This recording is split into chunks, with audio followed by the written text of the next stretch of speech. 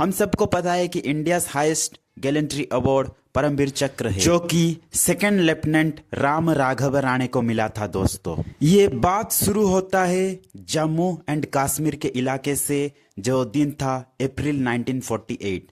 और राम राघव राणे जो थे अपने स्टोमक के सहारे क्रॉलिंग करते हुए टैंक में, जो आगे माइनफील्ड लगा हुआ होता है, उस एंटी टैंक माइन को वहां से डिटेक्ट करके निकालने का काम था। और वो स्पीड ऑफ द टैंक के साथ बराबरी करते हुए अपने लेग भी इंजर्ड हो चुका था, फिर भी वो हार नहीं मानते हैं और वो अपने पेन को इग्नोर करते हुए आगे बढ़ जाते हैं। वो होल्ड कर लेते हैं एक थिक रोप जो कि अटैच था टैंक पे। उस थिक रोप से वो सिग्नल दे रहे थे, जिसके मदद से टैंक स्टॉप हो रहा था या फिर मूव कर रहा था। माइन को क्लियर करने के बाद वो जो थे वो रोप को पुल कर देते थे अपने लेफ्ट हैंड से, जिसके बाद टैंक फिर से मूव करने लगता था और फिर उस हिसाब से वो चल रहे थे।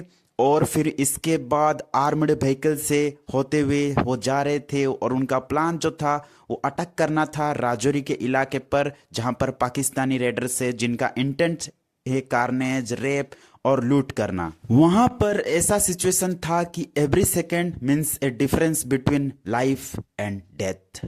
वहां पर जो है constant enemy machine gun fire चल रहा था और वो जो थे सर्कुलर डिप्रेशन और टैंक माइन को अंडरनीथ जो होता है उसको वो निकालने में लगे हुए थे। एंटी टैंक माइन को निकालने का काम उन्हें सौंपा दिया गया था और वो उस काम में पूरे जी जान लगा कर रहे थे। अपने हाथ के सहारे, उन रोप्स के सहारे सिग्नल देते हुए आगे बढ़ रहे थे सारे टैंक। और इट वाज लेट 1947 और पूरा वार क्लाउड्स छाया हुआ था और कश्मीर पे अटैक किया गया था 2 डायरेक्शन से, एक श्रीनगर एयरफील्ड और एक जम्मू साइड के इलाके से, जो कि अखनूर नौशेरा का रीजन था।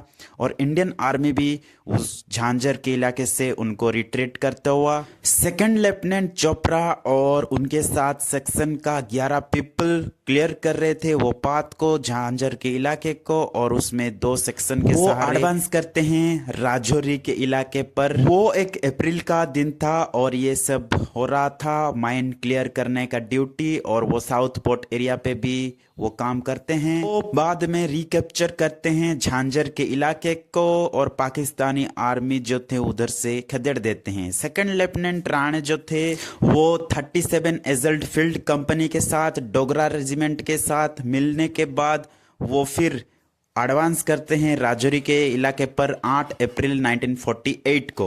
वो जो इलाका था वो बरवली रिज था, जो 11 किलोमीटर नॉर्थ था नौशेरा के, और वो कैप्चर करते हैं बरवली रेंज को और सरप्राइज अटैक करते हैं एनिमी के ऊपर, लॉन्च करते हैं मोर्टार, बर्स्ट होता है और राणे जो है लूज करते हैं 4 मैन, जिसमें सेपर्स अब्बाजी मोर और रघुनाथ मोर जो है वो किल्ड होते हैं और सपर सीताराम सुतार और केशव अमरे को हट होता है स्प्लिंटर से।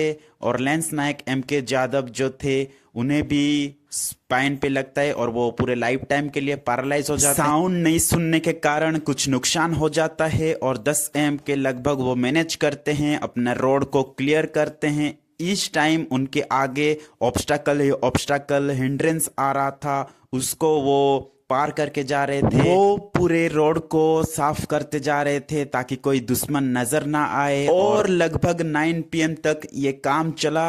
और इसके बाद नेक्स्ट डे 11 AM के समय पर लगभग वो अपने प्लाटून के साथ राजौरी के इलाके पर निकलते हुए, और वो कभी भी पीछे नहीं हटते हैं और आगे बढ़कर अपना जो ब्रेवरी है वो एक्ट ऑफ एग्जाम्पलरी करेज दिखाते हैं दुश्मन के सामने, और उन्हें लॉन्ग टर्म के लिए उन्हें PVC से सम्मानित भी किया जाता है। वो PVC पाने के बाद उन्हें फेलिसिटेटेड किया गया था अपने स्कूल में। उनका जो स्कूल था वो शिवाजी हाई स्कूल सदाशिवगढ़ करवार तालुका में। अपने स्कूल में जाने के बाद अपने स्कूल के एक लड़की से वो उसमें प्यार कर बैठते हैं। फेलिसिटेटेड के समय पर वो एक लड़की थी जो कि गाना गा रही थी। लीला और उनके बीच में एज डिफरेंस जो है वो लगभग मोर देन 15 ईयर्स है।